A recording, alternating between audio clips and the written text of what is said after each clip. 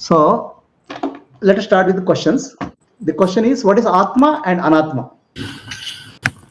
Right? Let me hear from you people. What is Atma and Anatma as per your understanding? Atma and Anatma, we have to come to the Atma by defining what is not Anatma. So I'm not the body, I'm not the intellect, I'm not the mind. Whatever all this is not, the other is Atma. Okay. So that's one. Fairly accurate answer. See, we have heard the word called human being, right? The human being is a composite of two words, human and being. Correct, no? What is this human part and what is being part? It's made up of two words. The human part, what we call, consisting of human body, mind complex, the physical structure, and the mind which goes with that, is what we call as human part. What is the being part? Being is the essence of humans. It is the consciousness. So now, what is the body, mind, and intellect? It is a matter, material in nature. It's a composition of chemical composition at various degrees. So the material composition, which is made up of body, mind, and intellect, and even the world, is called Anatma. And consciousness is called Atma. The consciousness and matter is called Atma and Anatma. So the matter consists of body, mind is also matter, intellect is also matter. So everything what is material in nature is called Anatma. So in the human being part, the human part is Anatma, being part is Atma. Atma means myself. So when you ask in human being, when I say you are human being, what do you associate with yourself with? Human part or being part? 90% of the time it's a human part. 90% of the time you are a human part. If at all we associate with being part, very rarely, right? So the human part is just a matter. It's a interface. It's a instrument. The being part is the consciousness which drives this instrument. So let us say somebody dies. Okay, the human part will be lying on the table. Okay, being is not visible, is that gone.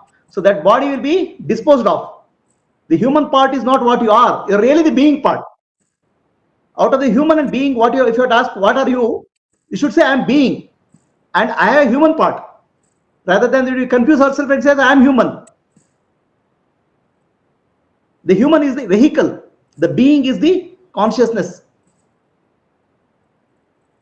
So when we die, the being is not visible.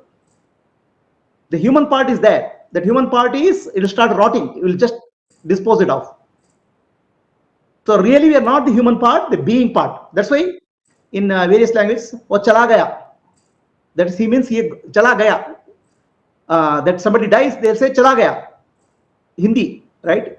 Chala gaya means he's gone. Who has gone? The being is gone. The body is there. But throughout our life, we live with the confusion that I am the body, not the being. That being is called Atma and the body is called Anatma. Is that a question? It's also matter and consciousness, relationship between matter and consciousness. So the consciousness and matter, what is the relationship? The science looks at the life from the matter point of view. Okay, they say, okay, there's a matter, gradually the consciousness appeared and life appeared. So it's an inverted view of life. In reality, from consciousness, matter appeared. The consciousness is the intelligence which is required for the material creation. From consciousness, the matter appeared, but scientific views from the outside, from outside to inside. Whereas the spiritual view is from consciousness to matter, the other way. The matter is called Anatma. The consciousness is called Atma. What is the first existence of consciousness? When does it sprite? The consciousness cannot. The consciousness is eternally there. It doesn't come into existence or it doesn't go out of existence. Exactly, but when does it come in human form? What is that? Is that conception, or is it when it starts? It's Or hard. in human form, the consciousness takes infinite number of forms. All living and non-living being forms it takes. Right? It takes human form is one of the forms. Correct. As per our Vedantic terms, it's what you call as some 86 million life forms it takes. Human form is one of them. Okay. After conception, maybe some 3 months or some time frame is there. Beyond that, it get animated by jiva, individual consciousness.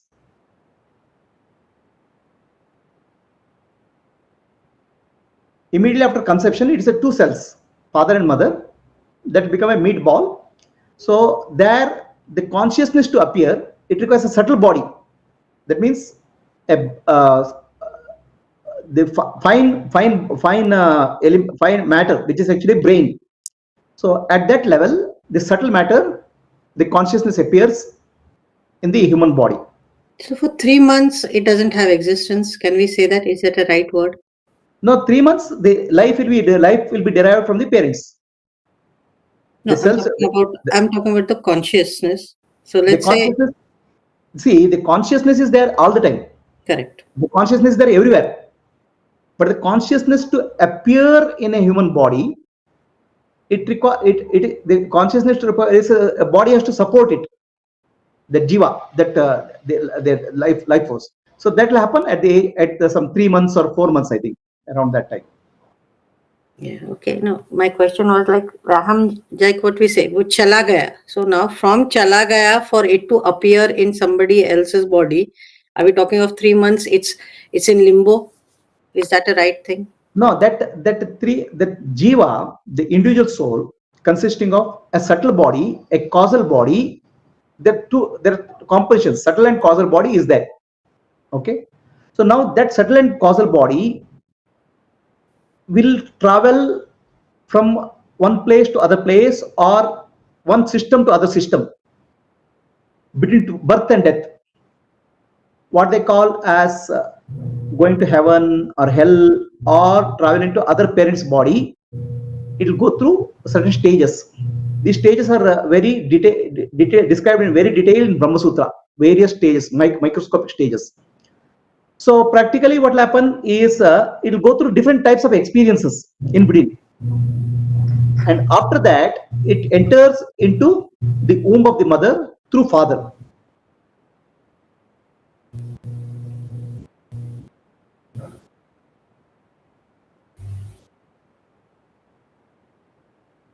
Okay.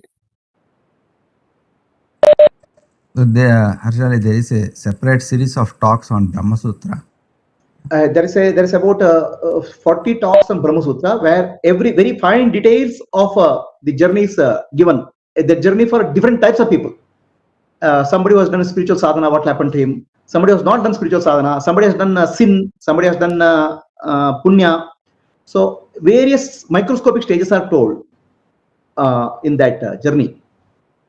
Yeah, maybe this was the first time I got exposed to this word. So maybe there's a lot of things that I need to know. No, there's a whole lot of literature with in Brahma Sutra, the chapter 4. So I have talked about 40 talks I have given, and every microscopic details are there. So devatas, there are the conscious beings who will come and assist. They can experience punya or papa, and after that, what will happen to them? All those things are details are given.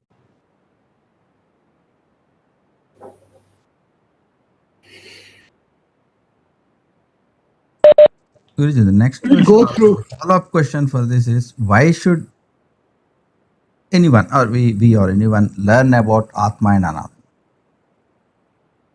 Why should somebody want to learn about Atma and Anatma? It's like asking any question. Why should I learn any subject? Okay, why should you learn your let's say software? You learn software. Why did you learn software? for livelihood or So livelihood, survival, right? So now survival of whom? Of the Survival human. of whom? Survival of the human. So if you want to have the The human survival part, of which is not you. Survival of your vehicle.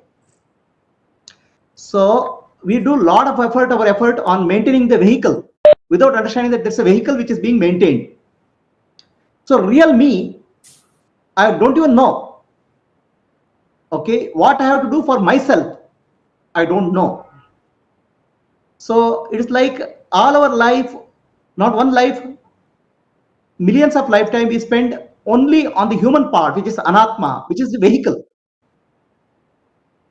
Okay, and throughout our life, there will be always a dissatisfaction within us. Some amount of dissatisfaction will be there. For anybody, however successful they are in. The dissatisfaction is because you are not taking care of your real self. You are not addressing the real self. First of all, we don't even know such a real self exists. So once you start understanding the real nature of self, and you start taking attention to that, there's an experience of deep peace and fulfillment of life. You feel fulfilled. Until that fulfillment is achieved, we go through millions of lifetimes without unfulfilled, all the while taking care of the body, which is the vehicle. So body has to be taken care, but body is not me, it's just a vehicle. It is like a plant is there and you want to water the plant. Okay, the plant gives beautiful flowers. So you start watering the plant, flowers, without watering the root of the plant. Then the plant will die. Plant will suffer. Our roots are deep within the being. The shoot and the flower is our body. So we keep addressing the body without addressing the innermost self. We address the mind also. Mind is also an Atma. So to address yourself, we need to know that about ourselves. The no system will teach it. There are two types of subjects in the earth: material science and science of consciousness. Matter and consciousness. There are two types of science. We are very familiar with the science of matter. Science of consciousness, nobody teaches us about ourselves. So by knowing ourselves, we can attain supreme peace, supreme bliss, and fulfillment of human life. That fulfillment of human life is called enlightenment or liberation or mukti.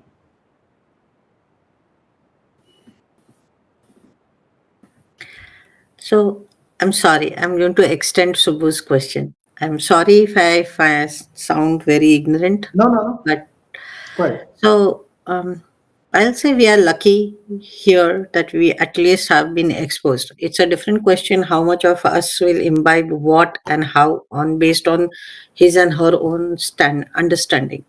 Right. But like what Subbu said, like why should you learn? So we see around us millions of people who don't even actually know about what we are trying to learn here.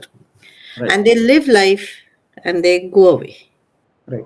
And probably it might be a right way to say that they lived life without knowing themselves. For us, maybe we will learn with our knowledge, maybe 1%, 2% of all this. But when we are talking about those lives who have never even been exposed on all this, and again, here we are talking about the form of only human. We are not even considering about the rest of those million janam that a soul goes through, who doesn't understand the meaning of Atma or the being form, the human form and all. So is it that two questions about it? First of all, is those who don't learn, it's like they still live life and nobody knows what happens to them. And the second part is, are we saying that only humans have the opportunity to actually learn themselves and try to do better in life? Is that the right thing?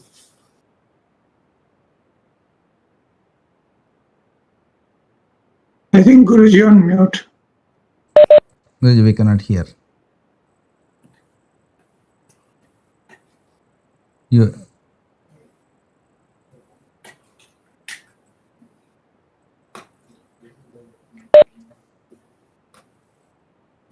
I think your audio is broke maybe.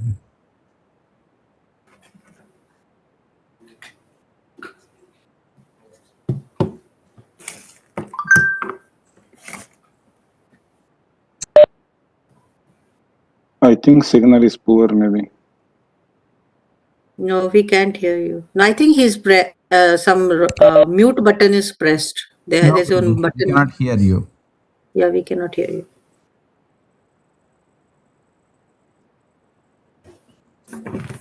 Ah. You wanna rejoin?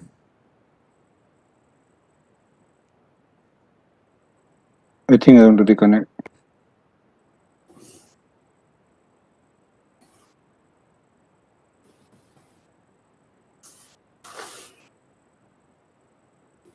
Subbu, while he's saying that, he said mind is Atma as well, like few lines ago. I was, Anatma. sorry? Anatma. Okay. I had a, that's why I just want to confirm. He said mind is Atma or Anatma. That's why I just want to confirm. Okay, good. Conscious Stop the recording until Prabhuji joins. I'll stop recording. Yeah. Yes. Yes, of all the species, there are about 86 lakh yonis. The human being is the peak of evolution, which gives the ability, intellectual ability, and abstract thinking, which will help him to achieve whatever science and technology what we are doing, go to space, do discoveries in science. Same time, it will help him to discover himself also. So that ability is not available at the lower level life forms. Okay, so that's the answer to your question, whether human being has the ability. So this is the last chance for us to actually do something about it Yeah. and work on it. When you are in the peak of evolution, so in the peak of evolution, you can encash it. But what happens is, it is not that human life itself is lost. It goes through millions and millions of lifetimes. In human birth itself, we can take millions of lifetimes without knowing. It's a evolution process, slowly evolution process.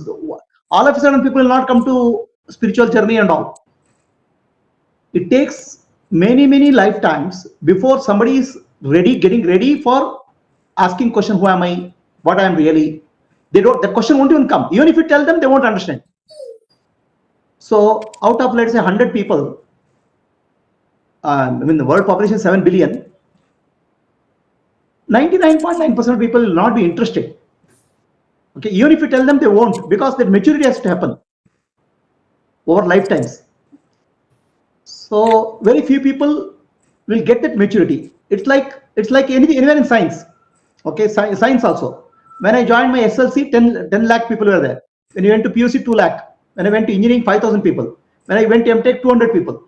So like that, it narrows down the evolution peak. So only very few people will address that question, who am I?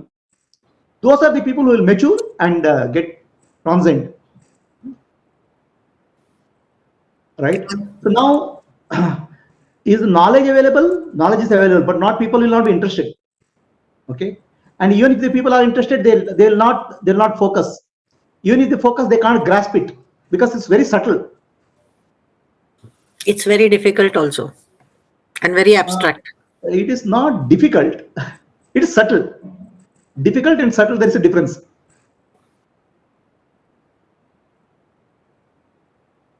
It is subtle subject, very subtle. It's not difficult at all. But the mind has to be very sharp and subtle to grasp it. So what is the objective of human? We have to, based on whatever is being taught to us in Bhagavad Gita, let's say this is, as what you say, this is my peak of the evolution. What am I achieving here? After assuming everything that I have What you are supposed to. achieving is first we have to recognize that all my life I have been living in the illusion that the vehicle is me. It's like saying my car is myself.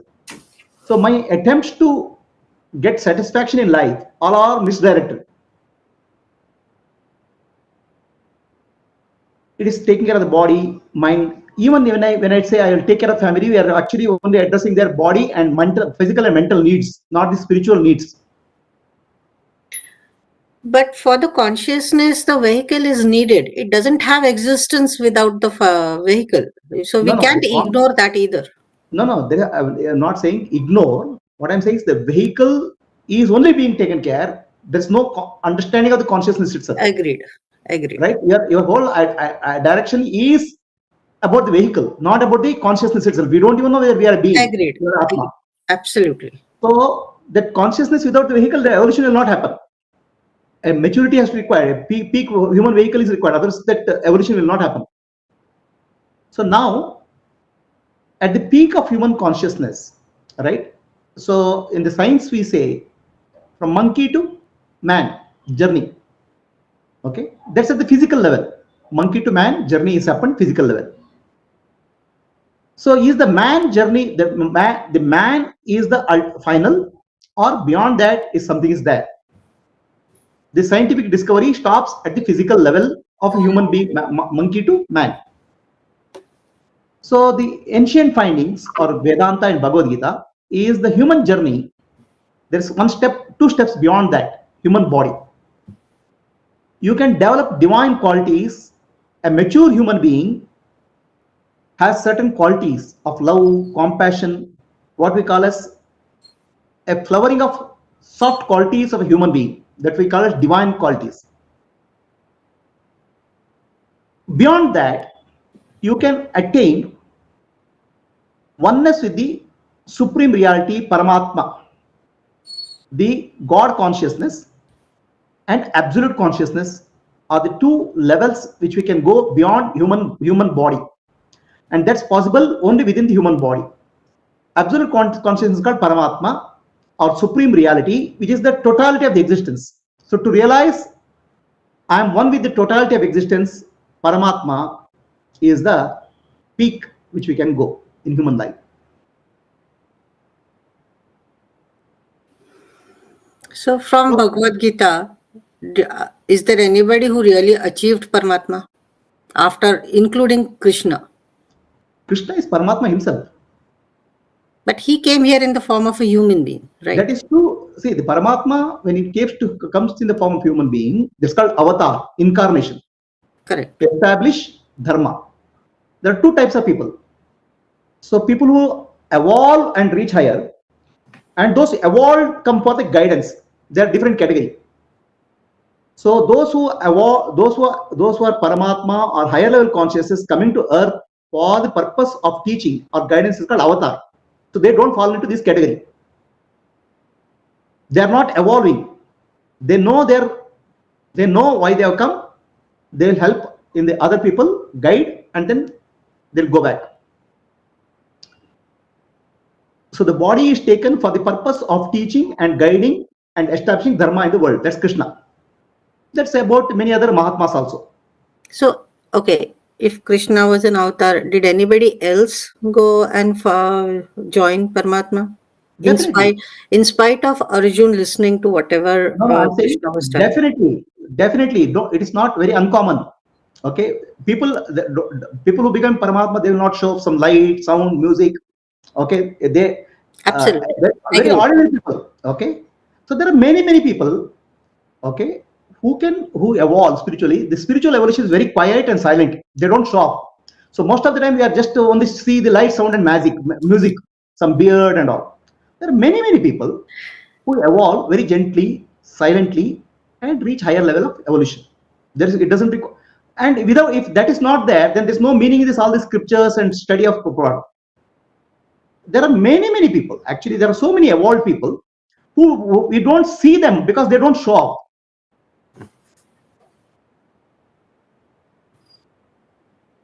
And with the right understanding and right clarity, which comes from the scriptures, it is not a very tough path. The clarity and subtle the ability of the person together, the combination is many people get enlightened. It is not a rare thing. The enlightenment is a rare thing for us because we don't understand the mechanism. Those who understand the mechanism, enlightenment is something not very rare.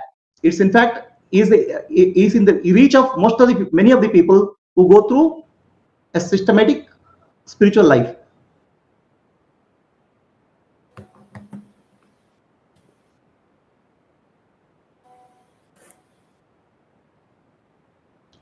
I have a question. Sorry, go ahead.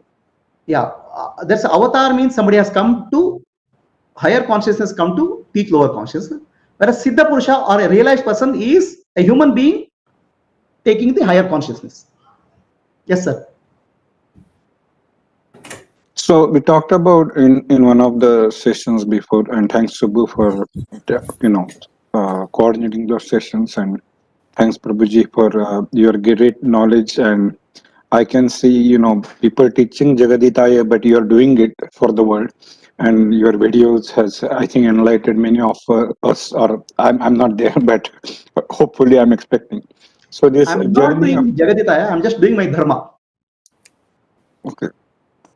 So in this path of enlightenment and liberation, so when we say liberation, right? The liberation is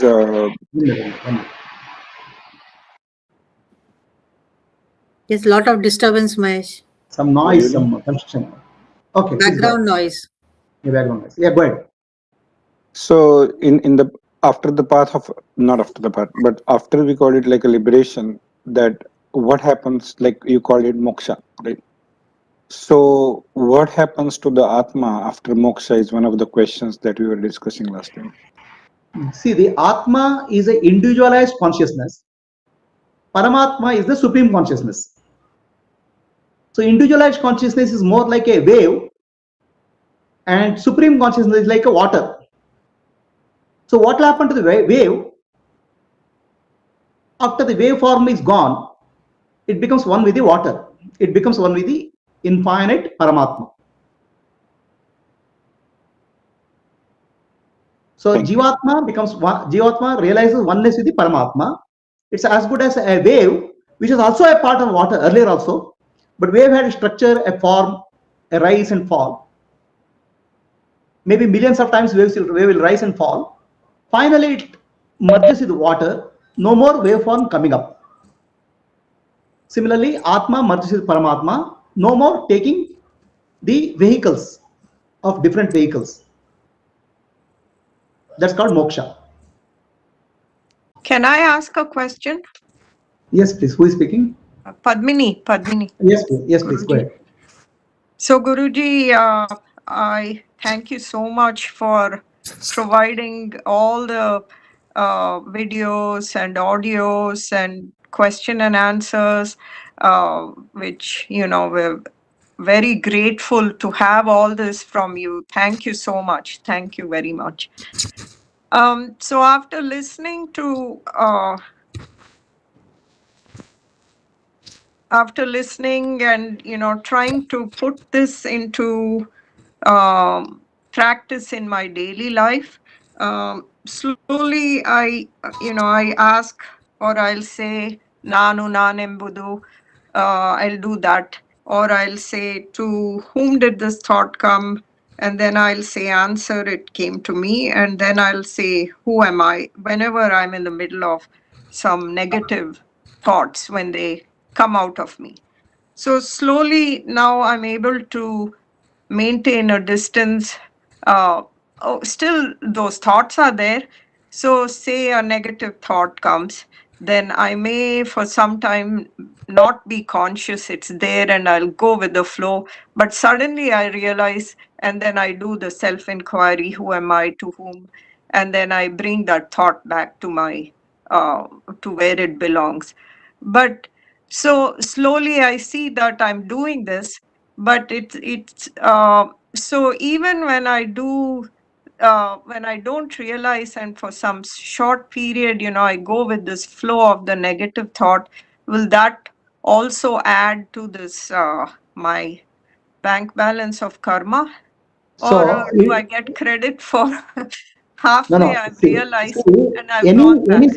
any small spiritual sadhana you do in your life, any lifetime, always adds to your spiritual journey. Okay, so that's what Arjuna asked Krishna. So Krishna, you're telling me do yoga and dhnana. I'm in the war field. Anytime I can be killed. In war field, I don't know when I'll be killed. So whatever I do, little bit in that when I'm alive, will it help me? Sri Krishna says, even if you do little bit, it will continue, carry forward in next life. So first question for you is anything, any small amount of spiritual work, spiritual activity, what we do will be preserved and grow in the next lifetime if you don't attain liberation this lifetime. Second thing is the spiritual journey is not like a explosion. Explosion is dhar something. Oh, yesterday I was fine, today I got something else.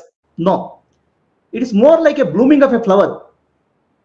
Okay, so the lotus blooms like that. We start gradually start blooming. In the many times we'll fall back and we'll get up again. Fall back and get up again. More like learning is cycling. When you're learning is cycling, you'll get into cycle, you'll fall. Again, you'll go 2 steps, again fall back. Like that, gradually, we'll go back to ourselves and miss it, fall back, get dragged by thoughts, again come back. So it's like this on and off will happen. But gradually, over a period of time, we learn cycling. Like that, we learn how to operate from our innermost center. So that is the process of spiritual journey. So in this process of journey, yes, we will do some small amount of karma when we fall back, but the good karma, what we do, going back to the self, that starts burning our negative, burning our sanchita karma, accumulated karma. So that way you don't have to worry too much. There are 4 types of karma: sanchita karma, prarabdha karma, agami, and kriyamana. So out of that, who am I? Self-enquiry will burn your sanchita karma, accumulate infinite amount of accumulated karma. That will not get accumulated. Prarabdha karma will continue, and when you do some karma, new karma, by unconsciously you will do some karma, that kriyamana karma will not have a very significant effects in your life. So in other words, whatever spiritual activity, whatever self-enquiry you do is overall beneficial. Don't worry too much about fall in between. Okay, thank you, Prabhuji. Okay.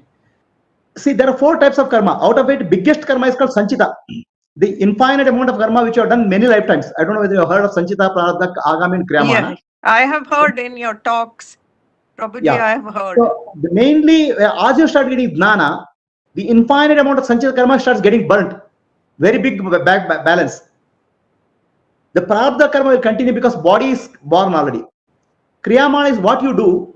You start doing more. Actually, you try to do more service, more loka kalyana, more dharmic activity. In that sense, that also starts giving less fruits. Sometimes we fall back. Sometimes we get angry. Sometimes we get agitated. Don't worry too much about it. Again, come back. Continue your journey. So don't worry about fall in the spiritual life. Okay, thank you, Prabhuji. Welcome. But biggest thing which will happen is the sanchita karma will get burnt. It's a huge amount of karma. Okay. Yes? I'm not able to hear. Are you? So it's kind of also one of the message that it's told that don't worry about the fruits, just go on doing your thing. So you do, even if you're thinking negative or even if you're thinking positive, it doesn't matter because you're not supposed to think about the fruits. But at the same time, I forgot what was that.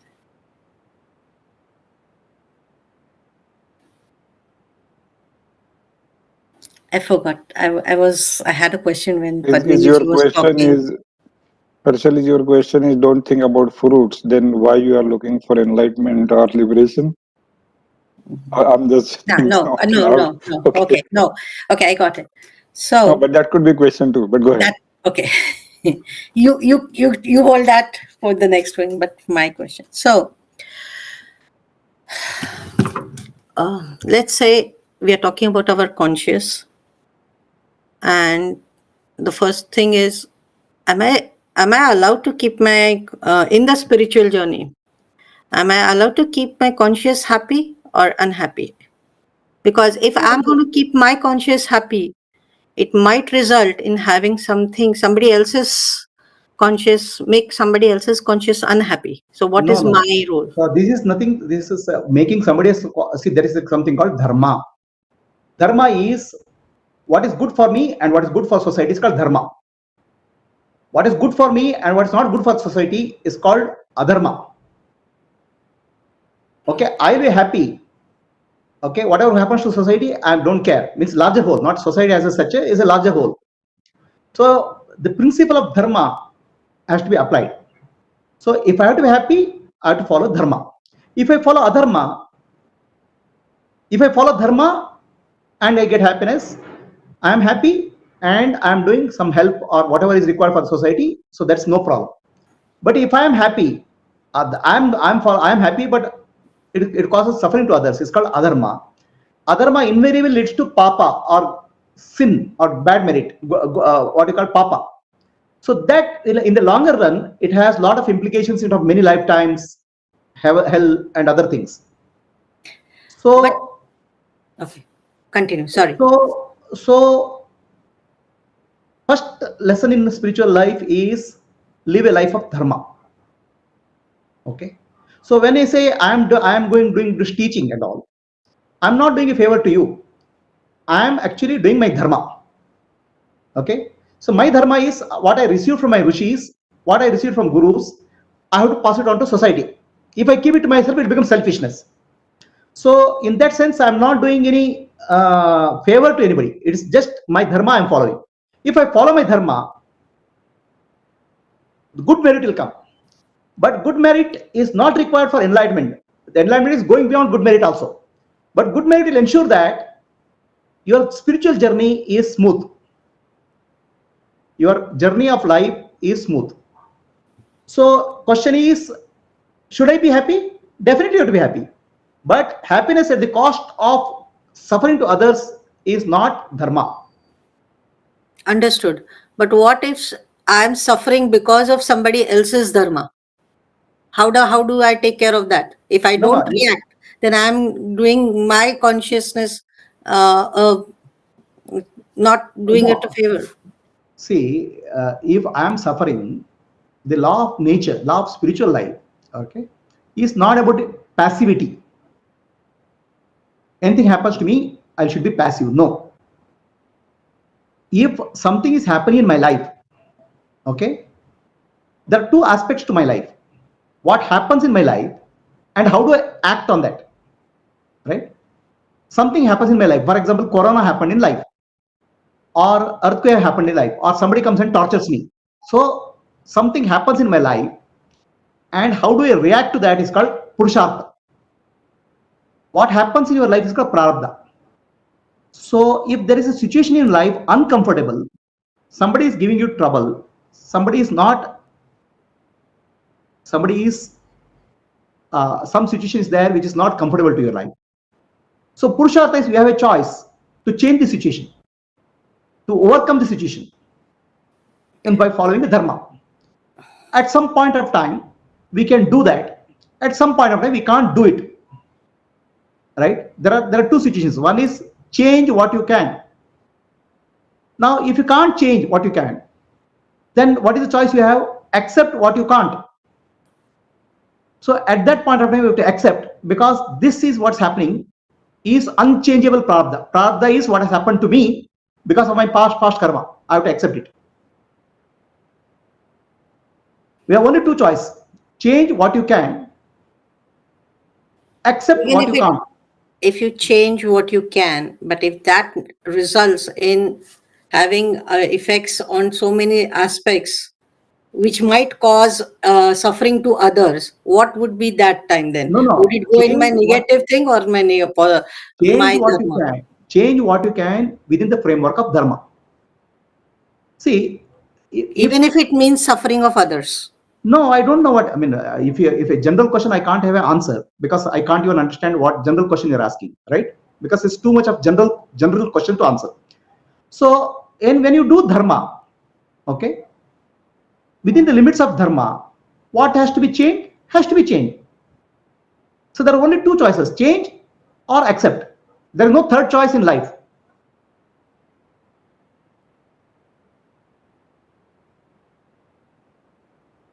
Now, let us say it causes suffering to others. Okay, we'll take this situation. Whether suffering to others is really because of your action or because of their self-imposed suffering, we don't know. For example, if I don't eat food, my mother will suffer. My child is not eating. Okay, so now it is not required for us, but she is imposing on herself that I can't prevent her. I can't go and stuff food into her mouth, right? So we have to do within the best ability what we can. That's all we can do. We cannot do what is beyond our best ability. Within our ability, follow dharma, change what you can. In the process, some consequence can be there. For example, when Arjuna fights the war, okay, the war is a terrible thing, right? He has to protect dharma. So many people will die, but he has the limitation. He can do only that much. He cannot go and save the world. It answers my question. It does answer my question. Yeah. Thank you. Arjuna, basically Arjuna is a warrior. Okay. Now the warrior has to protect dharma. In the process of protecting dharma, he has to kill some people. That's his limitation. He has to do it. But in the killing of the people, some people will become widows, some people, children will lose their family members. He doesn't have the control over the situation. He can do only limited to his ability. But he has to do well. He should not have a selfishness there. Yeah. Your example was a perfect one about mother and the kid not eating. I think it answered a lot of my questions. Thank you very much. There are many situations in life. Okay, we call people as suffering. They say suffering because of you, but they are self-imposed suffering. People are very good in torturing themselves and telling somebody else is causing me. Okay, it's a horrible situation, right? People want to create a guilt feeling. Okay, feeling of, oh, because of you I am suffering. Those things are there. Don't get succumb to that.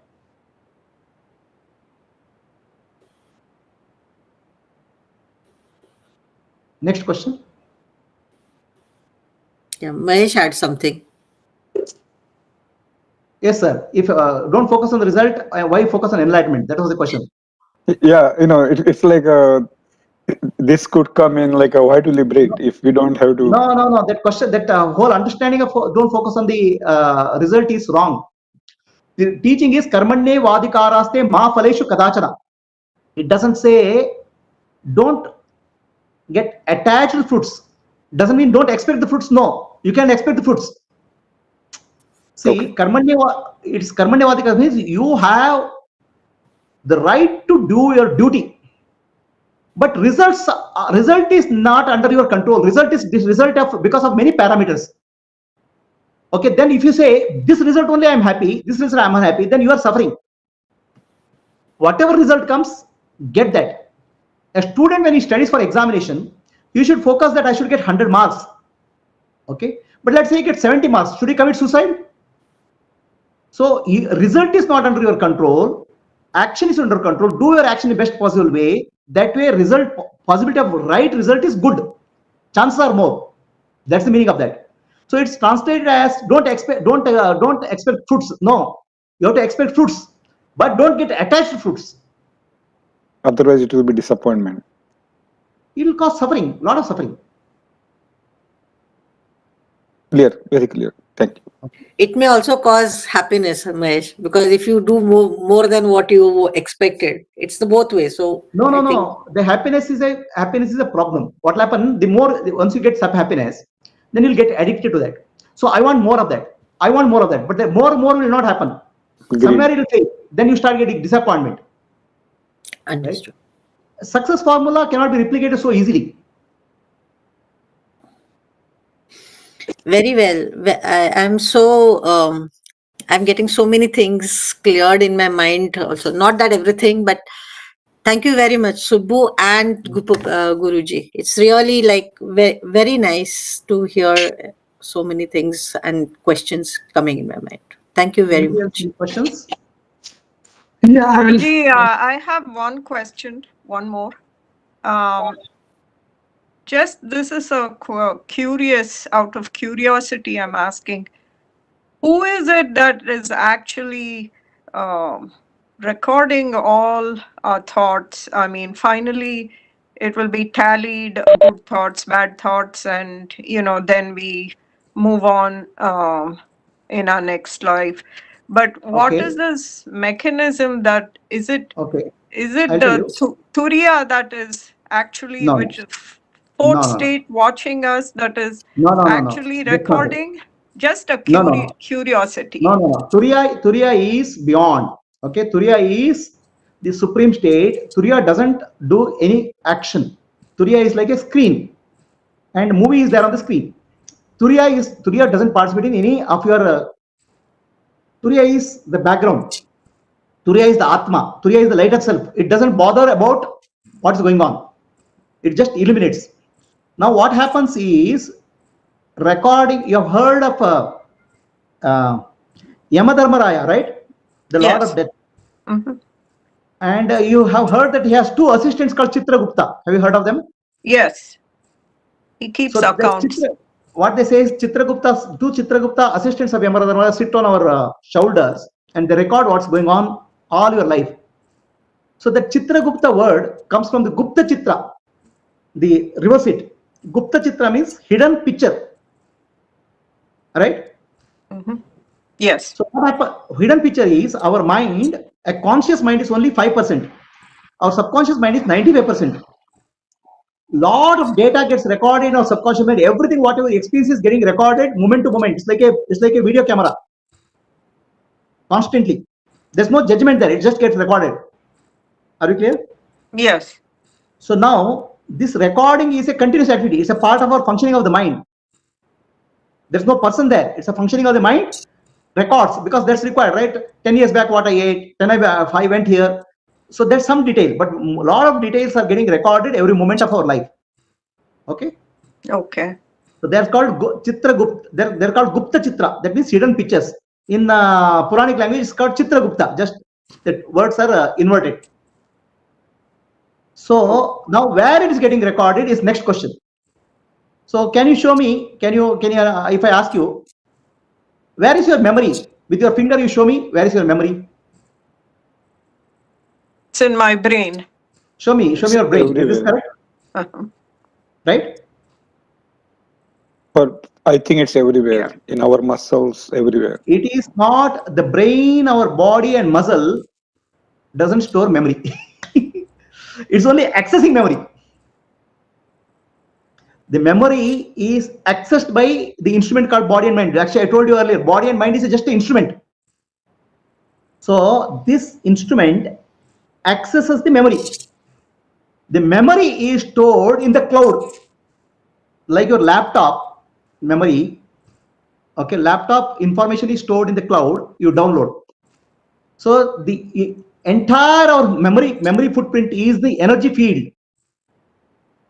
So now what happened? Our brain accesses that, our body and mind accesses that, and it's recorded in the field. That's why even if you die, when the body dies, also the memory will pass on.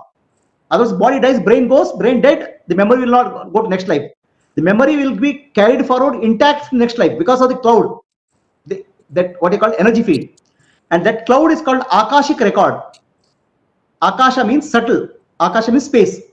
A subtle recording of all our thought process, memory, feelings, experiences happen in the Akashic record. Our body and mind is accessing moment to moment from that Akashic record, and we feel it's coming from here. It's coming through here. Okay. Okay, and that Akasha means space, a subtle element. A subtle recording takes place. All humanity, every human being, since they're born, millions of lifetimes, everything is recorded in the Akashic field for everybody.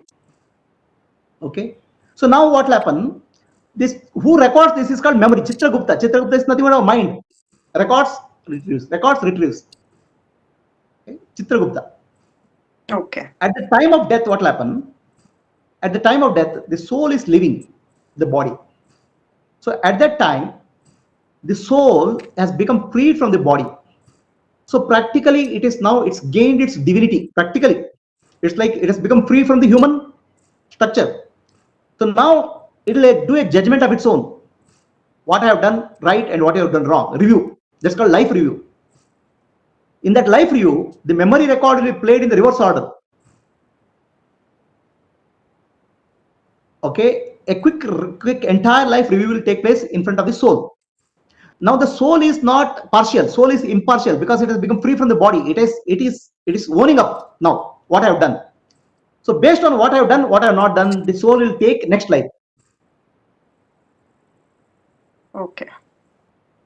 Clear? Thank you, Guruji. Thank Yes, you. please. Who is yes question? Yes. The journey is actually going and rejoining the Paramatma, the soul going back and residing You are back not. You are never left actually. There's no rejoining because you are never left. You are already there, but you are not recognizing it. But that's what is liberation, right? Like when you have done your karma and dharma, the achievement is you go back and join back to the Paramatma. In a sense, it's not achievement because wave has never been separate from water. It cannot be. The wave has the illusion I'm separate from water, but wave is not separate from water. The wrong understanding that I'm separate will start dropping.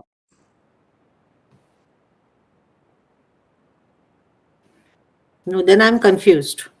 See, you will reach liberation is an achievement at the time of mukti. Okay, but it is not an achievement in the sense nobody can be separate from Paramatma. Paramatma is all pervading reality. Everywhere is there. Right now, what is your identity? I'm the body. Okay, our identity as a soul and Atma is very weak. In the spiritual journey, I am the body identity becomes weak, and the soul or Atma, Paramatma identity becomes more and more stronger. In that sense, you are regaining what is there. You are not you're not getting something which is not what is not there. Already deep inside you are connected to Paramatma. That awakens.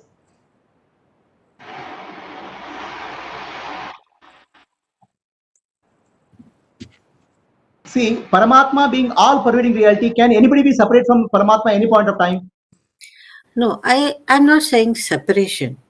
What I mean to say, we are small parts of a bigger something. That Is small this right? part, that small part is coming from the concept of body. Because our identity is a body. The small part is body. Body is a small part in the whole universe. But as soul, our identity is not small. We are one with Paramatma. Atma is one with Paramatma is already.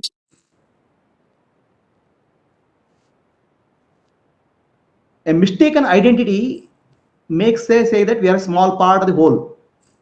The real identity is we are actually whole already.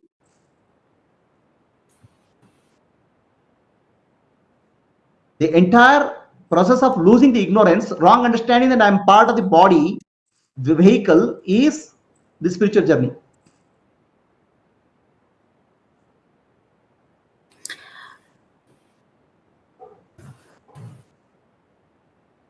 So to give an example, is wave part of water?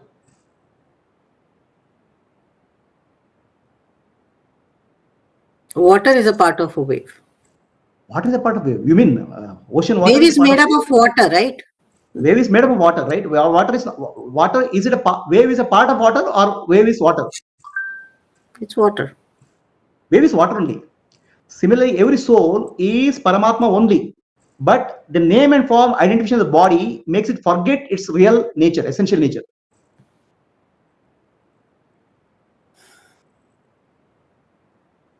The wave when you say I'm the wave with this form and shape, I'm separate from water, that feeling will start gradually go as you do spiritual journey.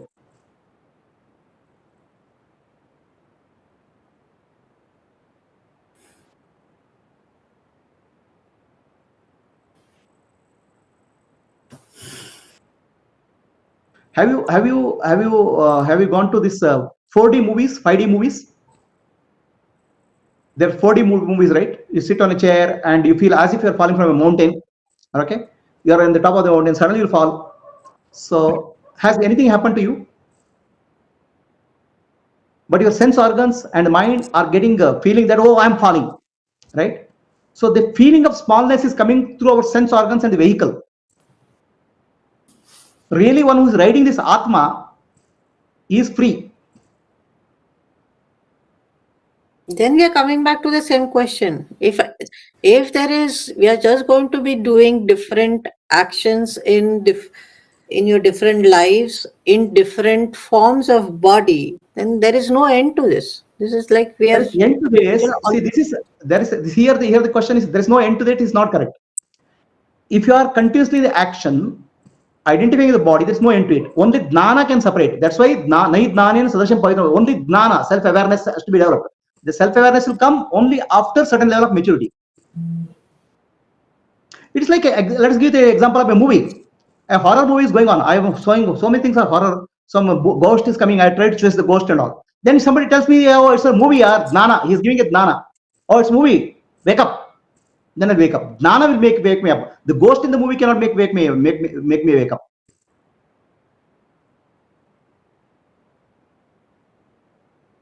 So that's why importance is given to scriptures and wisdom.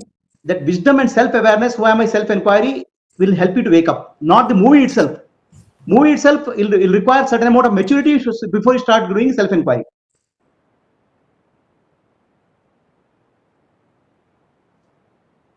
So Guruji, wave realizing that it is nothing but water means it's not gaining anything new. It is realizing what it already is. It is losing, no. It is losing its suffering, no. Identity as a wave. Yeah. Huh? It is losing. This identity as a wave is fearful. I am a wave. I don't know when I'm going to die. Okay, I was born yesterday. Tomorrow I'll go and die. A big wave will swallow me. That fear will go. The fear related to the identity will go. The stress related to the false identity is going, but the real nature, water, it was always there, and it will always remain same. Yeah, but that you didn't realize, no. The whole of your life, the wave is really living in the fear. Oh, big wave is coming and swallowing me. Okay, I'm going to hit a shore. I'll die. So that fear is there, no. The fear related to form. The stress.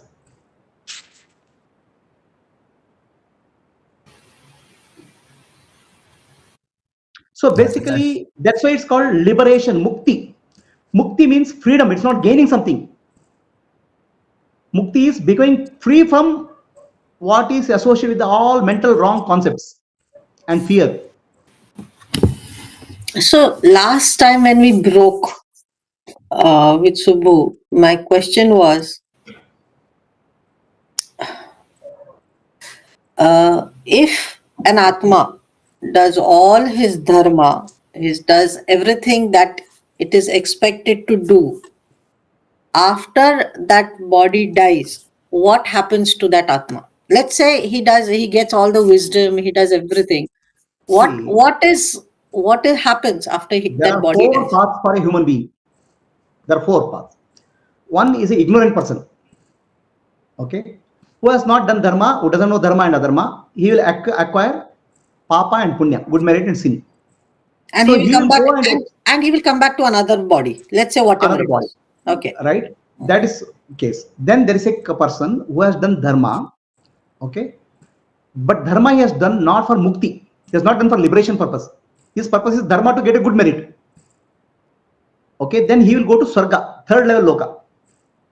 There are 7 lokas, 7 planetary systems. Bhuloka, Bhuvarloka, Suvarloka, Maharloka, Janaloka, Tapoloka, Satyaloka. He will go to 3rd level planetary system, enjoy a lot of good merit in heaven. It's like a 5-star place. And he will be there forever?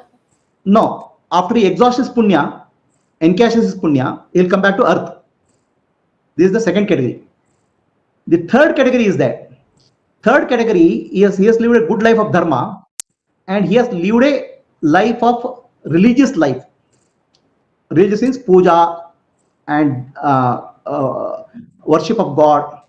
Okay, he has not only lived his religious life, he lived his life well, but he has not done dharma for punya, sargaloka. He has done dharma to get God. Okay, his purpose is to attain God. He is called upasaka. Upasaka means one who is not liberated. Upasaka means one who has done good amount of sadhana, maturity, but he has not liberated, enlightened. The upasaka, when he dies, he will go to seventh loka, which is like let's say somebody has done a Shiva upasana, Shiva or Lakshmi, Durga. So that devata loka he will go. It does not come back here, earth. He will be born in that loka. It is not called purti mukti. It's not complete mukti. It's called krama mukti, partial mukti, because he will be born in that loka. In that loka, he has to continue sadhana in a very good way. That's called upasaka. Then the fourth category is a gnani. He has lived a life of dharma, and he has lived a life of atmanu mokshartam jagadita, self-realization, selfless service. He has got gnana. I'm not the body, I'm not the mind, I'm not the intellect, I'm pure consciousness. That gnana has become very clear. So then for him, after he dies, his atma doesn't go anywhere. His pranas also don't go anywhere. Pranas will merge with the universal prana. Atma merges with Paramatma in the same body. Actually, that has happened much earlier also. When he gets gnana, it has already happened. Formally, the body will become weak, and then he get a videha mukti. There are two types of mukti, Jivan mukti and videha mukti. Jivan mukti is when he gets liberated, he understands I am one with Paramatma, that clarity has emerged. But body will continue because of prarabdha karma. After time, body will become weak because of prarabdha karma, body will drop, then he becomes videha mukta, or he becomes one with the Paramatma. Atma doesn't go anywhere. The wave merges with water where it is.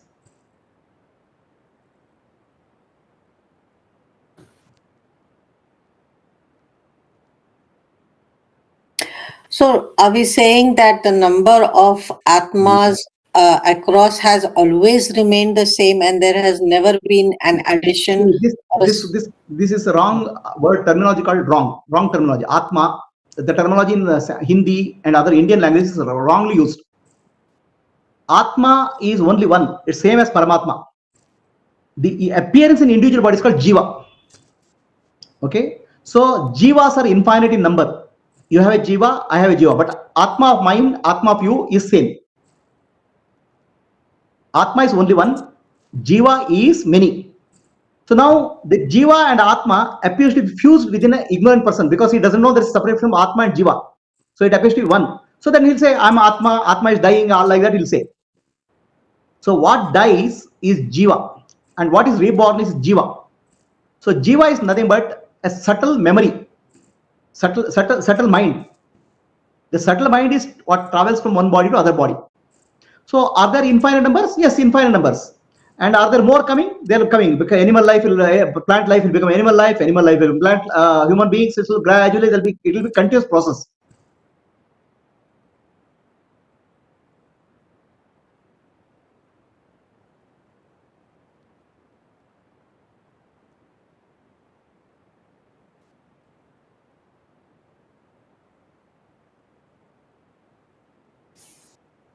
Yeah, maybe I still need to do some of my internal thing, and then if I can come back, I'll come back to the question, and Subbu can pass it on to you. Maybe there is a lot of ignorance in me right now, but I think I need to really grow. Gradually, Avinash was asking questions. Yes, Prabhuji, I was asking one question.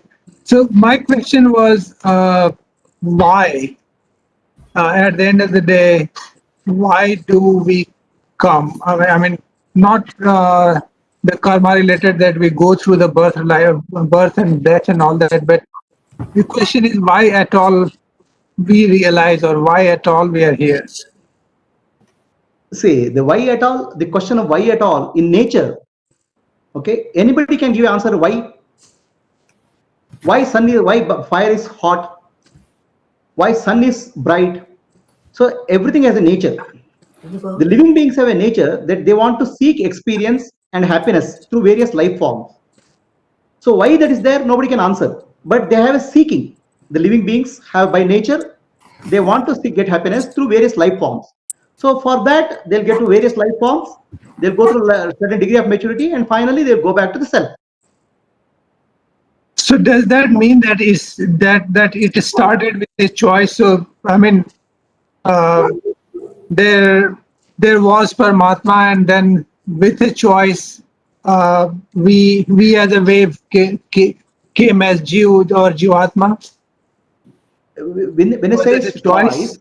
yeah, Paramatma is there. Paramatma is eternal, right? Paramatma is never come. It doesn't comes and goes. Mhm. So there are infinite variety of Jivatma. You can like say seeds from time immemorial or whatever time. Seeds are there, various life forms. Now the seeds will have to mature by taking many bodies, grow into human being, then get maturity. It's a cycle itself. That's called nature, Prakriti. So that innumerable life forms are there in the seed form. The Paramatma gives light to them and brings them up. So that is my question, Guruji. Why there are seeds, and why we are seeking to experience this? No, see the why see is there an answer for why in anywhere in nature, right? In nature, existence by has certain nature, right? Fire has a burning ability. Why fire is burning? Fire is burning. Similarly, life forms are there in nature in seed form. They are there time immemorial. So they are coming up, they grow, they take the form, and then they'll experience something, then it'll come back, right? So if you ask a question why, the life is always driven by happiness. I want happiness. I want to seek happiness. So that seeking happiness is a powerful part of life. Whether it's an ant or an animal or elephant, they want to seek happiness in various forms. So they try to grow in that way. So if you ask question, why do you seek happiness? There's no answer for that because that's the nature. That's how the nature is. Mhm. At some point, our questions will stop, no? Because you cannot go beyond why the nature is like that. The nature is existence is like that. Who created it? It's there.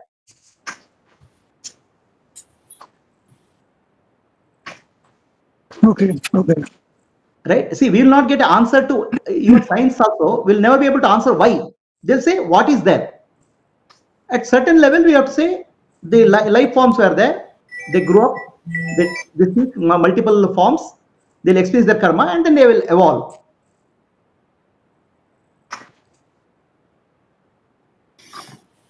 Okay. Yes, madam. Is it okay? Yeah, go ahead. So, what is beautiful? Life is beautiful or death is beautiful? Because death is Life going is to get. no. What is your question? Life is beautiful. Is life beautiful in this body or moving to the next body and death is beautiful? If there is What is beautiful means? or what should be yearned for, life or death? Because if it's There's going to there's take me nothing. to Life and death are never separate. They're of all the body, together. of the body. No. Life and death is always together. So the moment you are born, okay. Now, how old are you? 52. Do you know every moment of your life, 5 to 7 million cells in your body are dying every minute. They are getting replaced. Okay. So our body is not solid at all. It is a flow. Okay. Our liver gets replaced in 3 years. Our brain gets replaced in 8 years. Except retina, every part of our body gets replaced. It's like we are like a snake, continuously changing. So what is death then? Continuously some part is dying, some part is getting rejuvenated. So death and life and death are very simultaneous. Actually, it's not. It's in our mind we are compartmentalizing them. And also, when you breathe in, okay, some life comes to some cells. When you breathe out, half a couple of million cells will die. Continuously, we are actually a fluid entity. Life and death are never separate in that sense. Life and death, we say, oh, he lived for 70 years and died. But in the 70 years, he's already gradually has died. The whole death is slow process. The moment you are born, the death has already started. Right. So we are moving towards death no matter what. And that is the eternal truth. No, it's not end point. I'm saying it's simultaneous. It's continuous. And once it dies, again birth is also continuous. The moment you die, again birth also starts, continuous process. So for our purpose of saying some date and all, we are saying somebody is born on this date and dies. But actually birth and death is a simultaneous process, continuous process, ongoing process. It is. But one thing which is really, not say surprising, it's really something which is questionable. In any form, Atma always wants to be living. It always wants to continue to live. Jiva. Like, for example, No, when you Atma have and Jiva are mixing up. Atma and Jiva. Jiva is one thing to be. Atma doesn't want, doesn't, it is a witness. Okay, maybe I'm not using the right terms, but let me just give an example. Like, for example, if there is a tiger chasing a goat, she will run for her life. Okay. Life. If you have human beings, like there is a sadness when someone departs. Correct. It could be because of not that it is gone somewhere, but it is because of the realization of you are no more able to be along with that person in the future once it departs. So no matter whatever form it is, the life, I don't know what word it is called, Atma, Jiva, body, I'm not very sure about that, but the fight to stick to be living is same across all forms. Correct. So wouldn't it mean that there is something that it is common across and it is supposed to be, it is a natural form, and yet we still say that death is eternal and we should be accepting it and moving towards it? No. It is, see, the clinging to life is for any living being. An ant to elephant, everybody wants to cling to life. There's no doubt. But who clings to life is not the Atma. Clings to life is Jiva, the consciousness which is identified with the body. Okay, now this consciousness which is identified with the body is trying to get happiness out of life. Suck experience of life it wants to take. Okay. And that's not wrong, right? No, nothing wrong in that. Experience of life it wants to take. And this entity is thinking the body is me. Okay. All experiences related to body is the experience what I want to take in life. Okay. Vehicle related experiences being taken continuously. And once life comes to an end, my experience is not, hunger is not gone, because I can never be satisfied with these experiences, whatever I have got. At no point of time I'll be saying I am fully satisfied with the experience I've got. So it clings for another life. It does not want to give life, because the moment you give life, the experience will end. So this continuous experiencing life through body, one body or after the body, is like I bought a car. I want a better car. I want a better car because my experience, I want to experience the car. So now that will continue until a point will reach where you realize you are not the body, you are the Atma. So then you realize that my nature is bliss and happiness. Then I don't need more vehicle. So till that point of time, everybody clings to life. That's called abhinivesha, clinging to life. And it cannot stop. Nobody can stop it, because they said, urge. I have not, my experience of life is not complete. I want one more life. I want one more life. That experience is craving will continue. Until you are satisfied with the craving, where you realize, oh, I'm one with Paramatma, my nature is bliss. That is the point of enlightenment. Until that point out, nobody can escape from this craving for the body. Bhagavad Gita, one stanza that we were, when we were revising last class with Subbu and Yeah. I brought it up, and so I thought I'll ask you this one. Yes, It's please. the chapter 2, verse 12. I'll just read the English translation where Bhagavan says, Sri Krishna says, there was never a time when I was not, Yeah, or yeah. when you or these kings were not, nor Right. is it a fact that hereafter we shall all cease to be. So Correct. at that time, I was a little bit puzzled, because it's true that we will, there are three people being referenced here.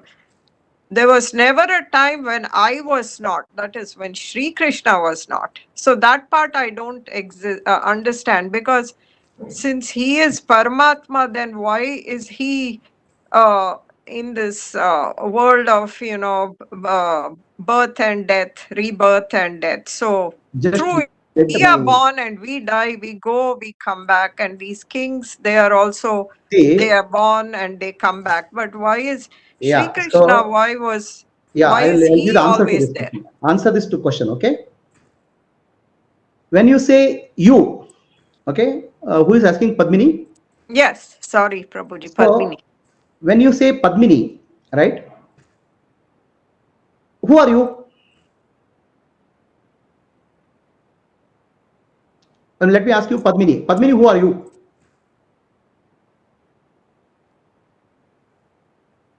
You mean my body, mind, Whatever answer you, intellect, whatever or answer comes. Padmini, who are you? I don't know. So the Padmini has multiple level of personality. If she goes in front of the husband, she becomes wife. If she goes in front of the daughter, it becomes mother, right? If she goes to office, she becomes a doctor or engineer. So we have multiple identities. When I say you, one of the identities will pick up, right? So let's say I'm saying you, then you say I'm a woman identity, you pick up. You, I pick up one identity. That means we have multiple identities, we'll pick up one identity, right? So this is about a society. In the existence level, we have two identities, okay, as Atma and as Jiva, two identities. The Atma is there eternally. Jiva is the one which takes the different bodies, okay. So this lifetime it has taken Padmini's body, next lifetime it will take some other body. So Jiva will keep on changing the body. That's I understood. Okay, now when Sri Krishna says at any point of time you are there, he is referring to Atma. That identity is referring. I was there all the time, you were there all the time, all the kings were all the time. He is referring to Atma as the identity, not Jiva as the identity. Jiva identity will keep on changing. I understood it reverse. No. Jiva identity is just keeps on changing shape. And that's not real identity, because it's just keep on changing shape. In fact, when you are alive itself, our whole body is undergoing gradual changes. So when he's speaking of you are there, I was there, he's referring to Atma as identity, not Jiva. Is it clear? Okay. Prabhuji, Thank you, Prabhuji. Sorry, per minute. Sorry? Prabhuji, what was the word you used? Agnivesh. You used a word until the human being realizes that my true nature is Paramatma. What was that word? Agnivesh. Abhinivesha. It's Abba or Huh? Abnivesh. You said Abba. I'll say Abhinivesha. Abhinivesha. Okay. Okay, I can post it on the this one. Wait a minute, where is my?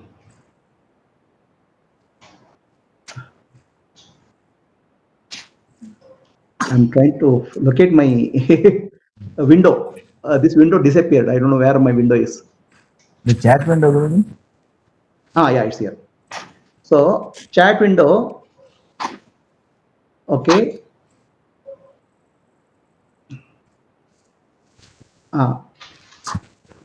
So this word is called Abhinivesha.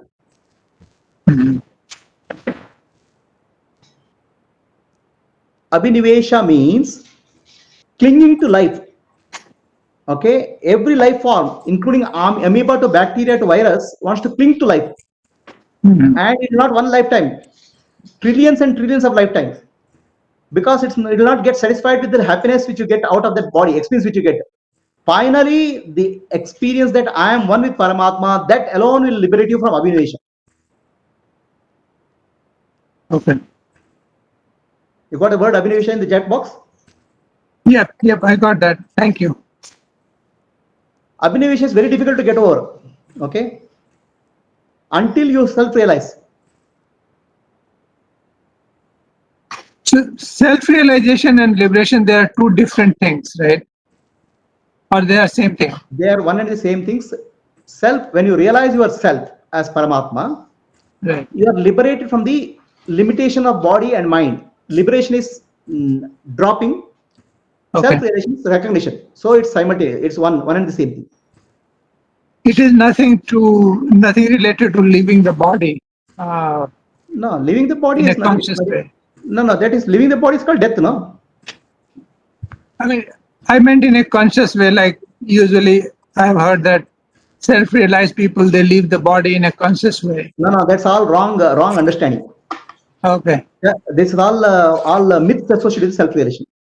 Uh-huh. Self-realization means I am Brahman, I am Paramatma. You realize when you are alive. You are consciously understood that Paramatma. Otherwise, unconsciously, every day we return to Paramatma in deep sleep. In deep sleep, you are going to Paramatma only, unconsciously. Okay?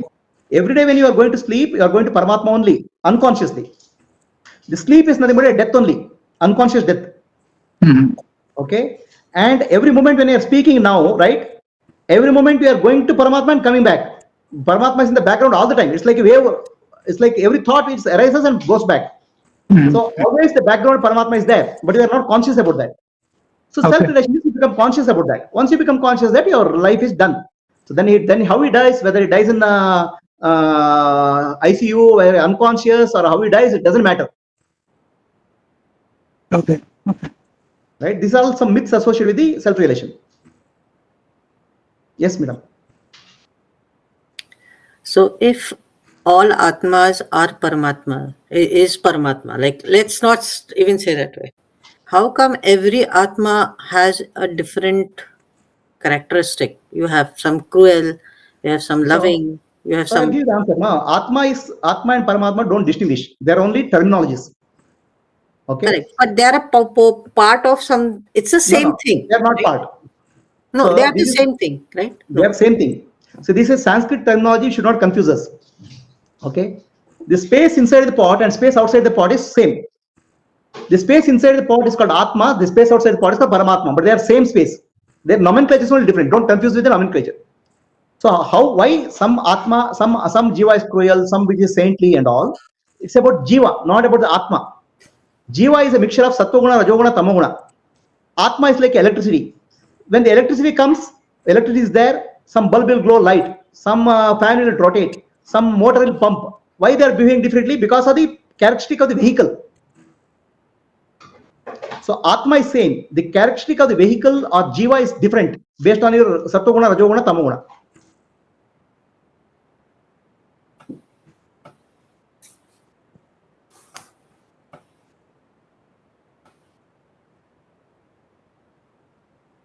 But the vehicle still plays an important part, right? Because based on the organs in that You're not vehicle saying your is... importance. Your question was why somebody is good, somebody is bad. Because of vehicle, not because of Atma. But Atma is body like is the vehicle, right? body, mind is the vehicle, mind, Correct. Jiva. Correct. So And that vehicle has a different compositions. That is the reason for difference, not because of Atma is different. We are not saying it's important or not important. Your question was why they are different. Behaviors are different. no, I missed that line of yours, that vehicle, body is the vehicle. That's why my question was like, because it See, should be because of the body as it is. Atma, this is like a body. Okay, the Atma and Paramatma is like space. Atma is inside space, Paramatma is outside space. Only name is different. Not really, space is not different. So now this space, conscious space, illuminates this body, becomes alive. Like electricity makes the fan alive, electricity makes bulb alive. So bulb will give light, fan will give air, depending on the nature of the body, nature of the vehicle. So behaviors are different based on the nature of vehicle and jiva associated with that. Jiva is the mind.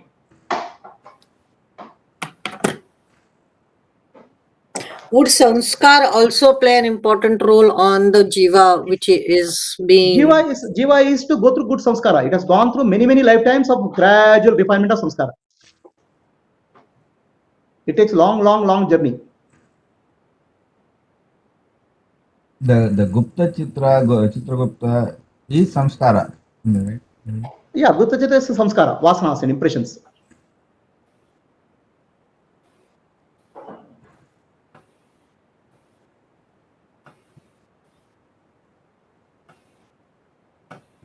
Nilesh, go ahead. No, you have.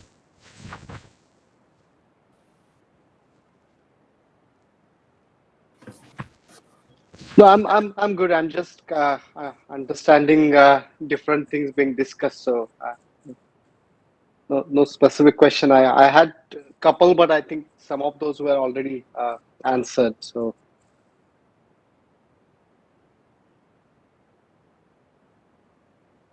Guruji, I will ask one question if everyone allows. Yes, please.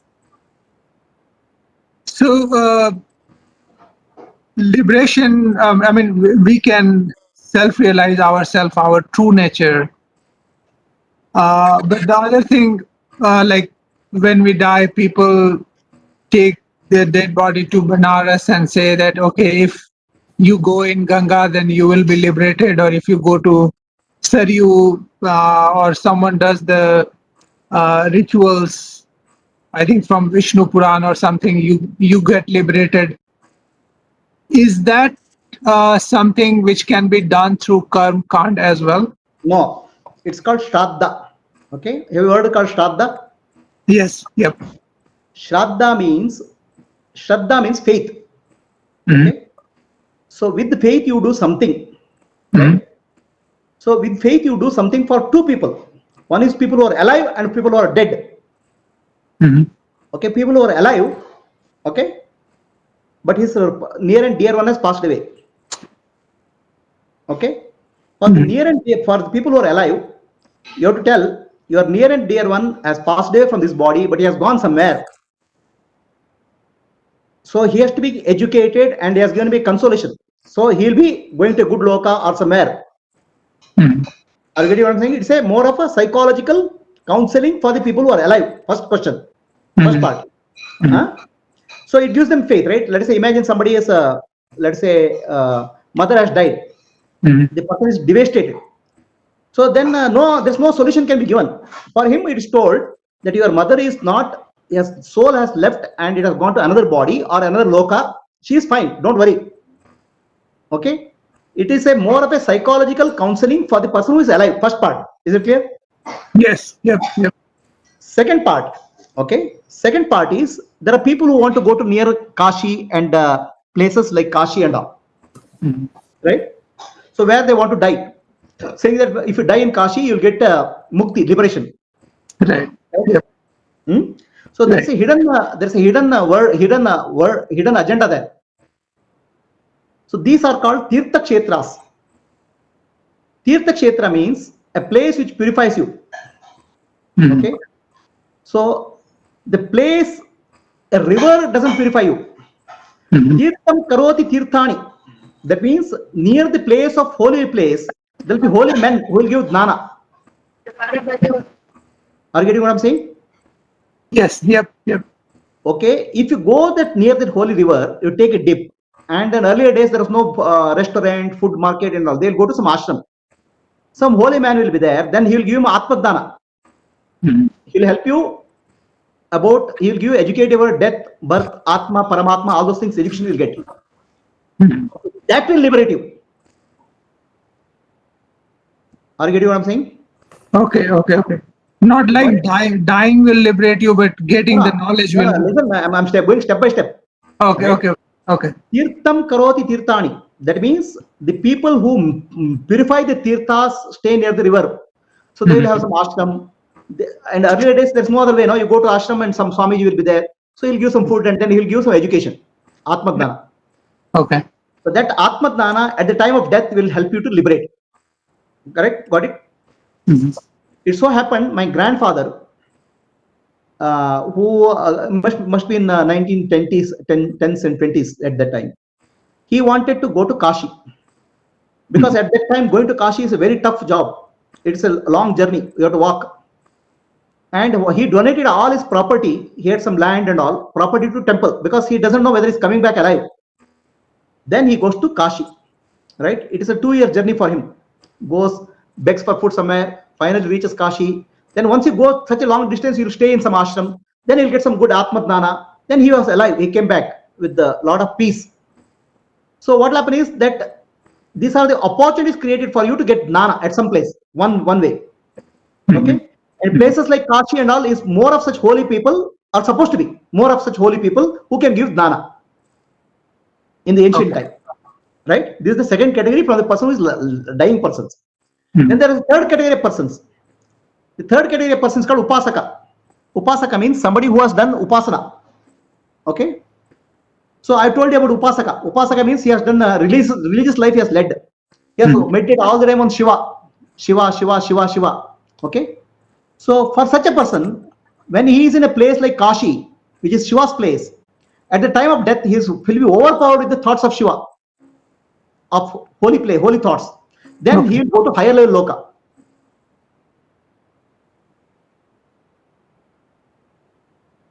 Okay.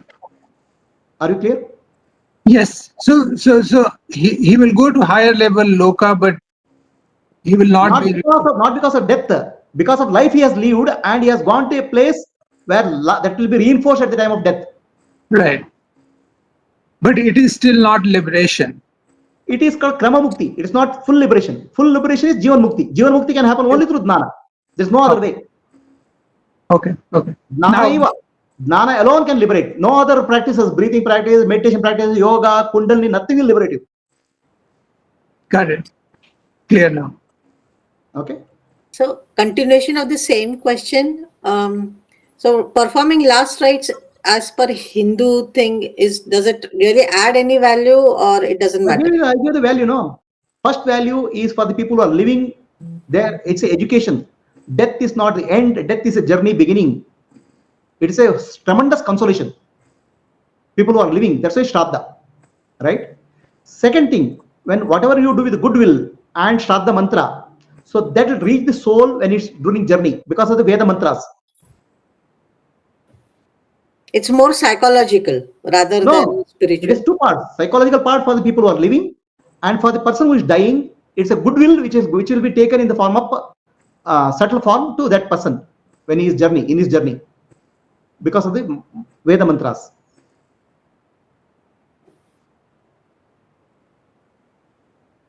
See, the mantras are done chanted in a proper way, proper vibration. They have the ability to convert gross into subtle. So that subtle will be reaching that soul.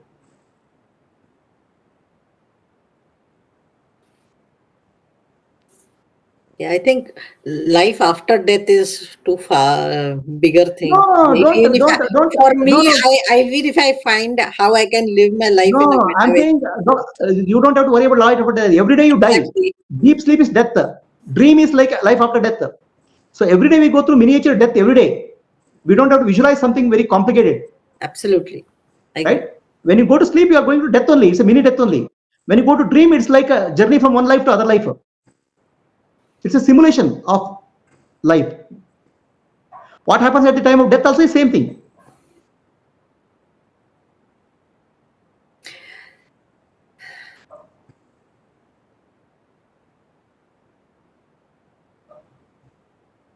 Very intense morning. At least for me. No, I agree 100%, and thank you, Prabhuji, for coming. At least for me, it's been there's a lot of things that for me, I need to really rewind and wind and again come back. I'm sure I will have new questions, but let me tell you, I had a very confused state. There were some basic questions which I always were bothering me have been cleared. Thank you again, once again. Wonderful. I have to again. It's not the end. I know. I realize it, but it's good to know that you're starting on a right path rather than just with confusions and questions and moving ahead. So Very thank you good. again and again, Subbu and Guruji, very much. So Thank you, was Subbu, Bhagavad for Gita Thank you, talks like Prabhuji. Thank you, welcome. Subbu. Thank you, Aruna. So Bhagavad Gita talks are useful. very useful. Yes, very Yes. useful.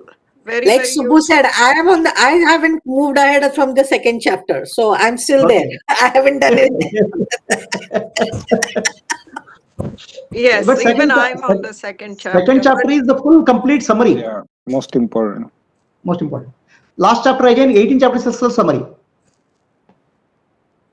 But Prabhuji, I want to thank you for putting all these, providing us with so many things for us to use for moving on in our own You have to thank one journey. person who is there who has joined here called Gayatri. Okay, she Oh, has for last 12 years she has made sure that every single word of what I talk is recorded. Otherwise, it will not be there. thank you, Thank you, Gayatri Gayatri. ji. Thank you so much. Thank you. Thank you very much. So, Thank you, Guru, Gayatri. if you have 5 minutes, the upcoming Shivratri, right? I know it is celebrated and grand way in India, Bangalore, but for us, just because all our members are here, any message to them so they can know how to contribute, what to contribute. So basically, Shivaratri means very auspicious day. We have Navaratri and Shivaratri. Navaratri is for the mother energy. Shivaratri is for Shiva consciousness. We have two aspects, two dimensions: consciousness and energy. Shakti and Shiva. Awakening Shakti is called Navaratri. Awakening Shiva is called Shivaratri. And Shiva is one and Shakti is 9. Different types of Shakti: Icha Shakti, Dana Shakti, Kriya Shakti, all variety of Shakti energies in our body. It's called Navaratri. Shivaratri is about awakening consciousness. Navaratri is about Shakti. So Shivaratri is a very auspicious day. On that day, full night awakening is very important. So at that time, our consciousness will be, our mind, our sense organs and the mind will be very sharp and open for enlightenment and liberation. Energies will be of that kind.